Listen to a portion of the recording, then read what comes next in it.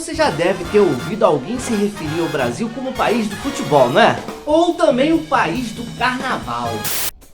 Carnaval chegando aí, a gente fica logo oriçado, né? Pois bem, de fato, essas são duas grandes manifestações brasileiras. No esporte, nós temos o futebol como uma grande atração. Na cultura popular, nós temos essa festa, o carnaval.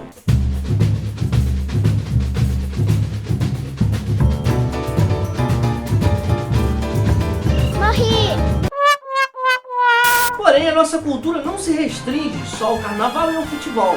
Temos muitas outras atrações no nosso Brasil, muitas outras riquezas. Nós vamos falar de algumas delas agora. Eu sou o professor Peter Sano e vou trabalhar com vocês esse tema hoje. Solta a vinheta!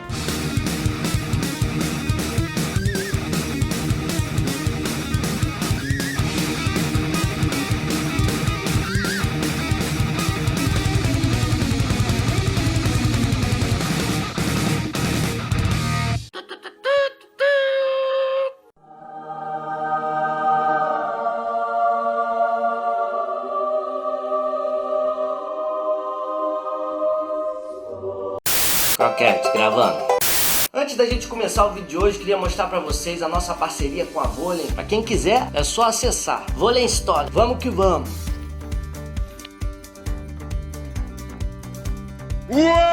Por exemplo, a gente tem grandes escritores brasileiros. Nós temos muitos músicos, compositores maravilhosos, talentosos. O nosso Brasil criou diversos artistas plásticos de grande nome.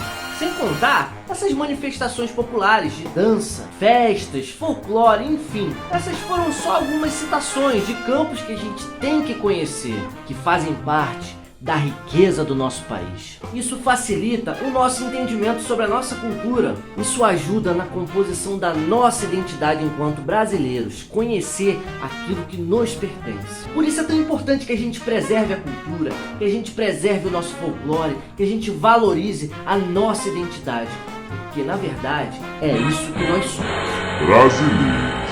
Ora, meus queridos e ilustres amigos, vamos falar um pouco de cultura, cultura brasileira. E se nós estamos falando dessa cultura brasileira, antes nós temos que entender o que é cultura. Por que cultura? Vamos lá? A gente chama de cultura a reunião de determinados aspectos da sociedade. Inclui-se aí os comportamentos e as tradições dessa sociedade. Mas é bom a gente se atentar a uma armadilha. Não existem culturas inferiores ou superiores, tá? Que fique registrado. A cultura, ela deve ser percebida como algo dinâmico que está acontecendo constantemente na sociedade. Os costumes, as crenças, os hábitos, tudo que pertence a um povo, que foi criado por esse povo. Os costumes, as crenças, as tradições de cada povo, elas variam. E o tempo constrói e reconstrói cultura, mas através da ação humana. A cultura, ela é uma obra humana. Tudo que o homem constrói se torna cultura. Tudo aquilo que o homem não constrói é natureza. Mas tem muitos povos aí que acham que tem uma cultura superior à outra. Acham que são melhores, sabe? Mais adiantados. Mas o tempo e a história estão aí para desmentir essas falácias. Mas como que isso aconteceu? Olha, durante o século XIX, não faltaram tentativas de justificar a superioridade cultural. E aí você vê essa procura por identificar valores e tradições próprios de uma cultura nacional, características que diferenciavam todos nós da Europa, colocando aí o índio como um elemento principal da nossa cultura brasileira. Outra coisa foi a abolição da escravatura, que atribuiu à cultura brasileira outros valores e permitiu que nós tivéssemos uma nova reflexão acerca da nossa cultura brasileira. Nesse contexto de descoberta, se enfatizou a importância do negro na formação da cultura brasileira. E assim, com o índio e também com o negro, podemos afirmar a nossa identidade cultural. Claro, essa identidade cultural, ela é transformada conforme o tempo vai passando. Culturas novas nascem, outras culturas deixam de existir. A partir dessa empreitada antropológica, a partir do século XIX, e depois da abolição da escravatura, começaram a surgir teorias culturais que valorizavam essa miscigenação brasileira, ou seja, a mistura de raças. a mistura de etnias. E o Brasil passou a ser identificado por essa multiculturalidade, por essa miscigenação, por ter tantos elementos culturais embutidos na nossa identidade. Nós temos no Brasil também diferenças regionais bem acentuadas. Afinal, o nosso Brasil é gigantesco, então é normal que nós tenhamos diferenças culturais entre as regiões.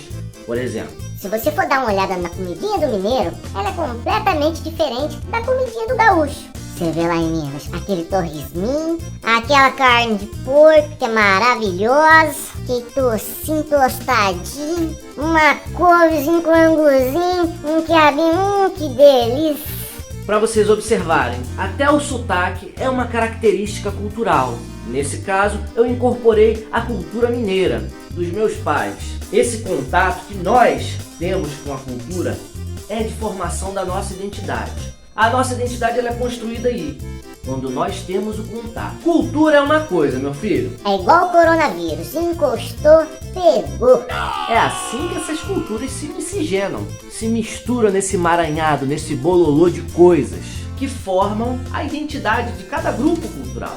Podemos agora então refletir em alguns aspectos da cultura indígena, por exemplo. Nós temos um legado fortíssimo dos índios na nossa identidade. Legado que esse às vezes até a gente ignora um pouco, achando que isso é normal, que isso surgiu do nada. Mas não, tem a raizinha lá do indígena, vamos ver?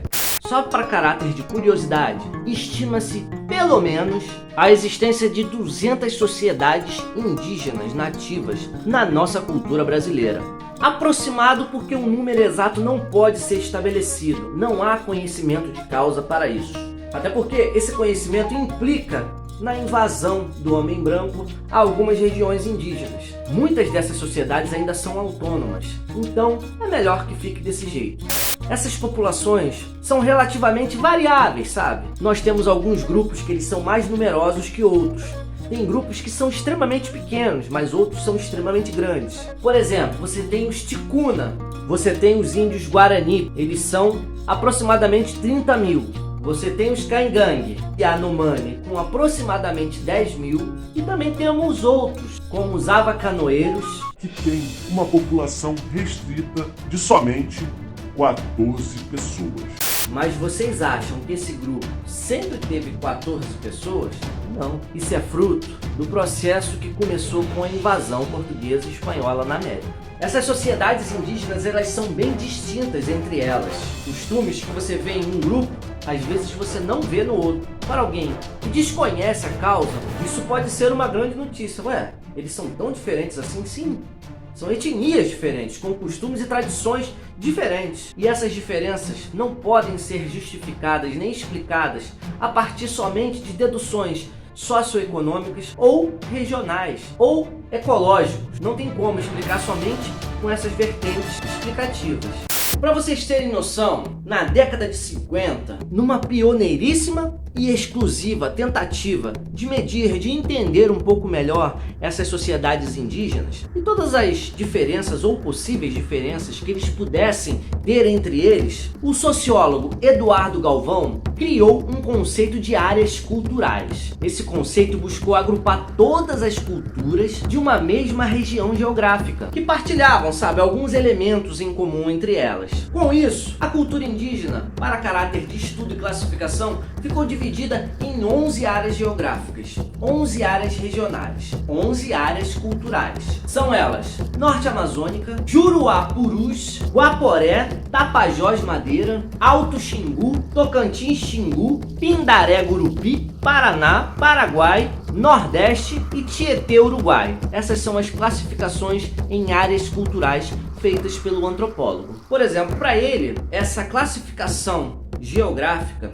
do Alto Xingu, por exemplo, ela se deu graças à reunião de costumes em comum entre essas tribos dessa região. E aí, reunindo alguns aspectos específicos culturais desses grupos, chegou-se a essa dedução de uma regionalização cultural indígena brasileira. E aí, esse antropólogo Eduardo Galvão destacou alguns costumes específicos entre esses grupos do Alto Xingu. Por exemplo, a Festa dos Mortos, também conhecida como Guarupi, o uso cerimonial do propulsor de dardos, Me lembrei agora do Naruto. Ele toma um dardozinho lá e fica todo... O acessório da indumentária feminina também é uma coisa muito comum entre esses grupos do Alto Xingu. As casas, elas tinham projeção ovalada, uma espécie de ovo oval. Os tetos parede eram feitos em ogiva e A mandioca. como base na alimentação indígena do Alto Xingu. Uma mandioquinha fritinha também. Finzinho de tarde também, uma mandioca com manteiguinha, um cafezinho, mané.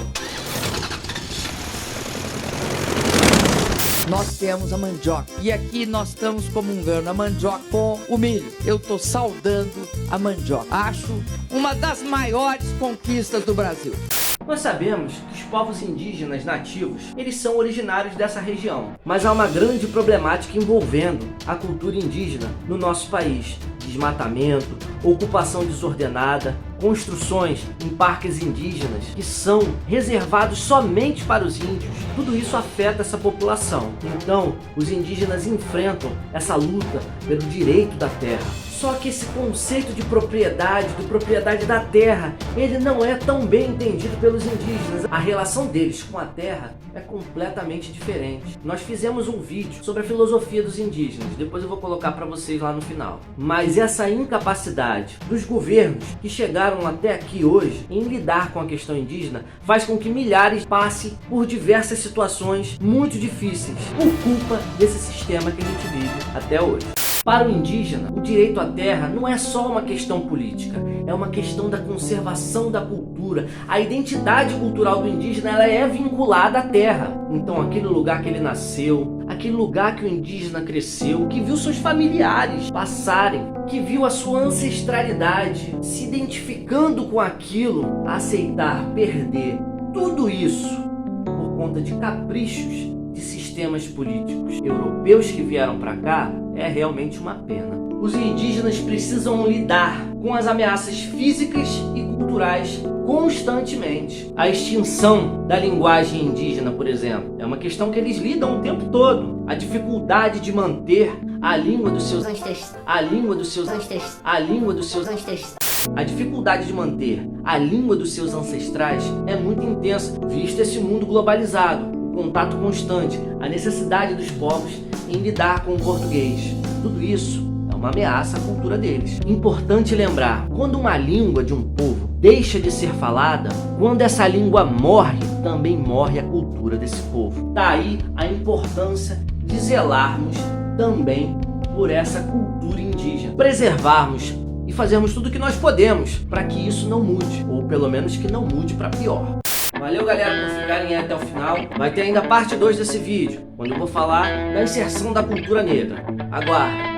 Se inscreva no nosso canal, ative o sininho para você receber de primeira mão tudo que a gente lançar aqui. Valeu, abraço!